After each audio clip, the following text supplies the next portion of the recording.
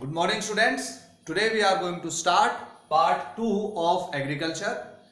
In the previous video, we discussed about agriculture, the word meaning of agriculture and its definition. Today we are starting with the topic farm system, and then we'll discuss about the types of farming. You know that agriculture is also called farming. Entire process of farming or agriculture from beginning to the end, from sowing to the harvesting, right? That is known as farm system. This is the farm system. This consists of entire system. Clear? From inputs to outputs. So there are three main parts of this farm system: inputs, processes, outputs. What is inputs? Inputs consist of machinery. Machinery means like tractors, harvesting machine, irrigation machine, etc. Spraying machines. Seeds, because seeds are input. If we do not have seed, we cannot grow the crops. After that, pesticides, fertilizers, and chemicals. These are inputs. There are two types of inputs. Further, we can classify inputs: physical inputs and human inputs. Physical inputs consist of topography and climate. What kind of topography is there? What kind of soil is there? What is the type of land? It is the main base of the cropping or farming. So topography is very important input, and after that, climate. Climate consists of temperature. What kind of temperature is there? Rainfall, how much rainfall is there? Sunshine, clear. So these kinds of things are including climate. Second one is human inputs. Human inputs, storage, because crops are stored, clear, and stored by human being. Labor, human being provides labor, so this is the human input. Machines are made in industries. Industries are run by human beings, clear. So this is the human factor, human inputs. After that, chemicals also are prepared in the industries and manufacturing processes, so this is also human inputs. So this is inputs. Next one is processes. So after input, there is a process of farming. So what is this process? In processing, seeding, plowing, sowing, spraying, irrigation, right? We irrigate the land, we plow the land, then after sowing, spraying, weeding, clear, and then harvesting. This entire is the called process, clear. So this is the processing or processes after inputs. So without this process, we cannot grow the crops and we cannot have the output. After the processes, there is output. Output as crops, clear. Wool, dairy and poultry products are including in outputs. When after harvesting of the crops, after completion of the processes, we get something as products. So it may be in crop form, wheat, rice, maize, millets, jowar, bajra, etc. all kinds of things. In the same way, wool, because rearing goats and rearing sheep also including in agriculture, so we get wool also, right? And dairy products like milk, curd, etc., poultry and hen, etc. So these are the outputs. So in this way, this is the farm system. Now we'll discuss about types of farming.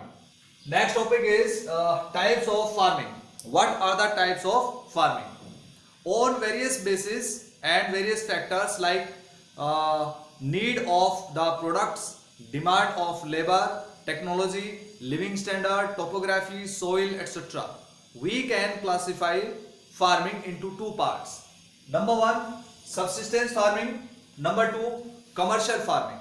Now, what is subsistence farming? We'll discuss about subsistence farming. Subsistence farming is the farming in which the farmers grow the crops on the fields to meet their needs for their families. It means the farmers grow the crops and they use in their family needs. Clear? They use them to fulfill their family needs. For example, one farmer grows the crop of wheat in his field. Understand? After harvesting, entire production he keeps for the family purposes, family needs. So that is subsistence farming. This kind of farming was done earlier with the simple tools and methods, traditional methods, and later now it is done by the modern techniques and modern methods. So further it can be divided into two parts. Subsistence farming. There are two types of subsistence farming. Intensive subsistence farming. Intensive subsistence farming and primitive subsistence farming. Primitive subsistence farming. So there are two kinds of farming, intensive and primitive, in which farmers grow the crops to fulfill their families' requirements and families' needs. So let's discuss about intensive subsistence farming. This is the type of farming in which the farmers grow the crops on a small plots of land, right? Small plots of land and high production. They try to get high production with the help of tools and other kinds of equipments. They grow the crops like wheat, maize, rice, etc., pulses. So these are the intensive farming crops, and it is done in thickly populated areas. Thickly populated areas and monsoon regions of the world like South Asia, Southeast Asia and East Asia. These are the regions where this kind of farming is done. One more feature is there, you have to remember, dear students, of intensive farming, that area is small but production is more. Area is small but production is more. So and most of the times two crops are grown in one agricultural year. So annually there are two types of crops grown on the area, right? And hard human labor is required for intensive farming. So this is intensive farming. Now we'll discuss about primitive farming. Primitive farming means old kinds of farming, traditional farming, right? There are two types of primitive farming. Number one, shifting cultivation. Number two, nomadic herding. Clear? Shifting cultivation. First of all, we'll discuss about shifting cultivation. What is the shifting cultivation?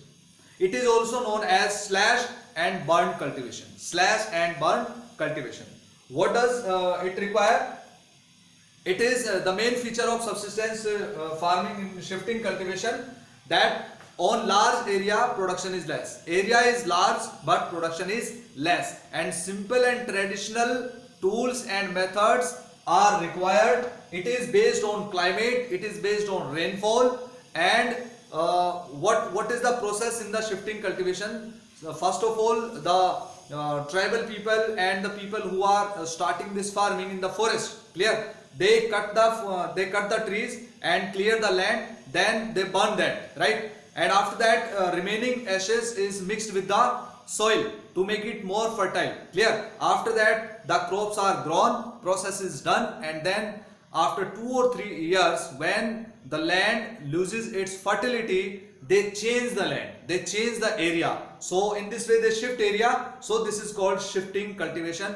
It is also known as slash and burn cultivation, and it is done in Amazon basin, in South America, Africa, particular tropical areas of Africa, Sahara region, near about Sahara region, Southeast Asia, and in India, particular in northeastern parts of India like Assam, Nagaland, Arunachal Pradesh, Meghalaya, Tripura and Mizoram. These are the main states where shifting cultivation is done. And there are various names of shifting cultivation. For example, Roca in Brazil, Ray in Vietnam, Ladang in Central Asia, and in the same way, Jhuming cultivation in India. In India, there are so many names of shifting cultivation. For example, Bear, Dhumri and Dhya, Penda. These are the names of shifting cultivation in India. So basically it is known as Jhuming cultivation in northeastern parts of India. So this was about shifting cultivation. In these kinds of cultivation, grains are grown, crops are grown, and some types of commercial crops like for selling purposes also grown in shifting cultivation, but production is less on large areas. So this is the main thing of shifting cultivation. So I hope that you are understanding subsistence farming. After that, nomadic herding. What is nomadic herding?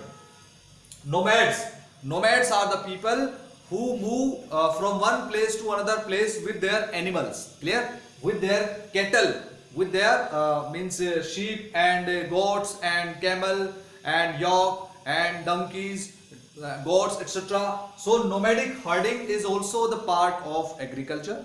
It is also the part of farming. It is one kind of farming in which the people get milk from the animals, meat and wool and other kinds of products from the bones of animals and etc. So nomadic herding is the farming in which the people move from one place to another place with their cattle or animals, clear, in search of the grass and food for their animals. So this is called nomadic herding. They also collect the commodities from the forest and sell them, and they get milk, meat, etc. as I told you, from animals. So this kind of farming, herding, nomadic herding is done in Sahara region, arid and semi-arid regions of Sahara and Central Asia, and in India also, right? For example, in India, various kinds of communities are there, nomadic communities are there. Gujjar Bakarwals, right? Gujjar Bakarwals in Jammu and Kashmir, Gaddi Shepherds in Himachal Pradesh, Raikas in Rajasthan, Banjaras, clear? So various kinds of communities are there, those who do this kind of activity, nomadic herding. I hope that you are understanding. Okay. Next one is commercial farming. This was about subsistence farming. There are two types of subsistence farming: intensive subsistence, primitive subsistence. After that we discuss about all sub kinds of this subsistence. After that, commercial farming. What is commercial farming? In subsistence farming, the farmer grows the crops for completing for meeting the needs of the family demands. Clear? It means for using at their homes, for using for his family, grows the crop. Subsistence farming. Commercial farming.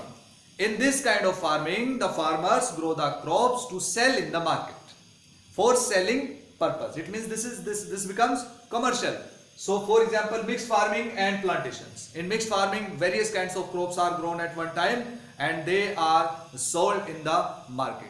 Most of the commercial crops are including wheat, rice and tea and sugarcane, coffee, etc. These also are including in plantations. Plantation means plantation is done on a large area. It means one types of crop is grown on a large area. Clear? One kind of crop is grown on a large area for a long time. It is known as plantation.